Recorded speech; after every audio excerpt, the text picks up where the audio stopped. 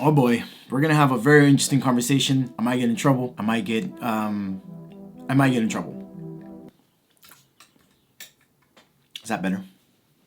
I think that might be better. Growing up in the 90s, I worshiped and idolized Nickelodeon and what it did for me in my childhood and how it inspired me, encouraged me, and even made me the musician I am today and the cinematographer, writer I am today. But not everything that glimmers is gold. This past week, I was in Utah doing some work and hanging out with some people, and the whole docu-series of Quiet on the Set dropped, and my Twitter's feed started blowing up. And if you don't know what it's about, I'll give you a quick rundown. It's about Dan Schneider and what a mother crazy character and person this dude is, and all the struggles that people had, and all the disgusting, weird, abnormal, very, just gross things this guy encouraged, and the atmosphere and environment he put a bunch of kids in. Why am I going to talk about this? Why am I even bringing this up? I am somebody that's worked in Hollywood for maybe 10 years now. I've been there. I've been in the scene. I've been in the music scene. I don't brag. I don't talk much about this, but I've played and worked with a lot of your favorite musicians and artists and bands, as a tech, as a PA,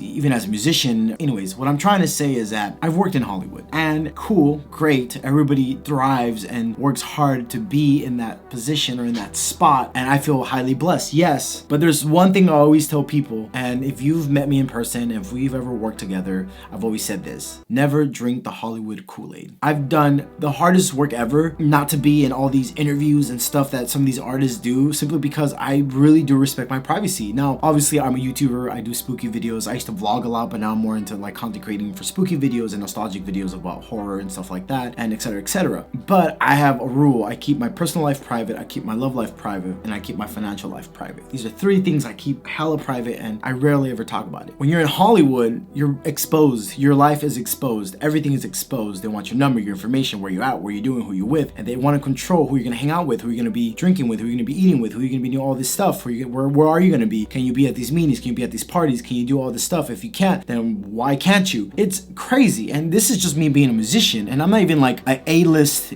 B-list musician, you know what I mean? I'm not like up there. Well, maybe I am, I don't know. I really never care. I just want to get my check, pay my bills, meet cool people, and go home. But there are people who literally sell their souls to Hollywood. They sell everything to Hollywood, and that is horrible. But when you're a child actor, when you're a kid actor, which I've met many child actors, I've met many kid actors, I've met many of these kids, and I've worked with some of them in some studios. They're vulnerable. They are literally exposed to everything and everyone, and it's gross because there are people on these stages and all these sets that are just waiting for them to turn 18, or are just waiting for them to have a moment of weakness and take advantage. Hence why I don't like working in Hollywood, because the times I've spoken up, I've gotten in trouble, and I'm like, F this, forget that. And this is in the last pre-pandemic, you can say. This is before the pandemic. This is like 2017 to 2020-ish, you know what I mean? And in 2020 to 2022, 23, I was working as a camographer for some certain projects, and I've noticed weird things, and I spoke up about it, and nope, I got in trouble. And slowly they started diminishing my hours, and I slowly left too, because I was like, you know what? I don't want to be a part of something very sick. If you have not seen the documentary of Quiet on the Set, it's on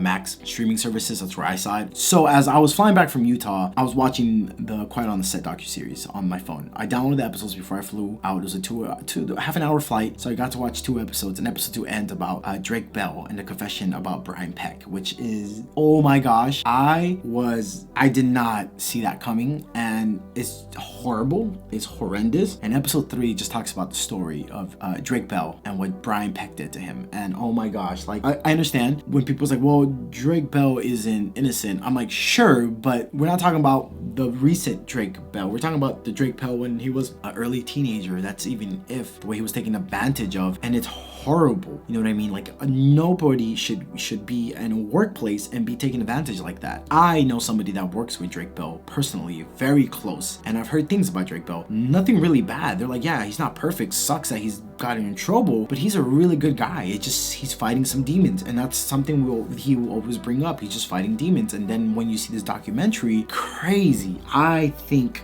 that was, for me, I cried. I was crying watching that episode. I cried because I know kids that work again in Hollywood, and I'm just like, wow, this is horrendous. This is horrible. I'm very upset with Hollywood. I'm very upset with Nickelodeon. I'm very upset with just producers who are assholes and executives who are assholes, who let this happen, who don't bat an eye, who are not taking care of other people. And then I'm like, if these are children, then how are the adults being managed? How are the adults being taken care of? You know what I mean? Like, it's not a beautiful scenario. It really isn't. And you know, I'm only one person, but I will for sure do whatever I can in my little position of a musician. But at least whatever team I'm working with, I'm gonna do the best I can to make sure everybody's safe, because I do work with a lot of teams in music and the music industry. I'll do everything I can to make sure everybody's safe, taken care of, fed, rested. I just feel so responsible now for all the teams I'm in. It's just not cool. And again, I know this video was not really scripted. This is more of a rant slash commentary and slash just me talking about Hollywood and how it is, and Dan Schneider being, yo man, what a guy, man, what a mastermind in the most unfortunate way.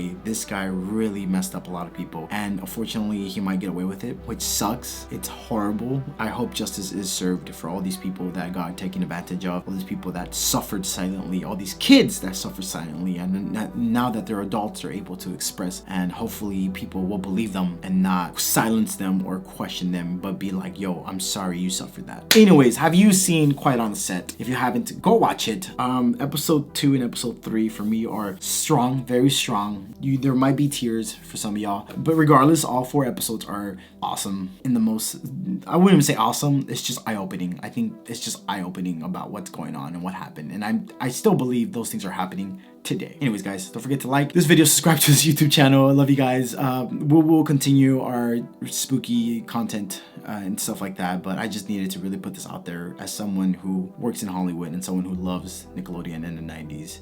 Yeah, I just had to comment on this stuff. All right, love you guys. Talk to you guys soon. Bye.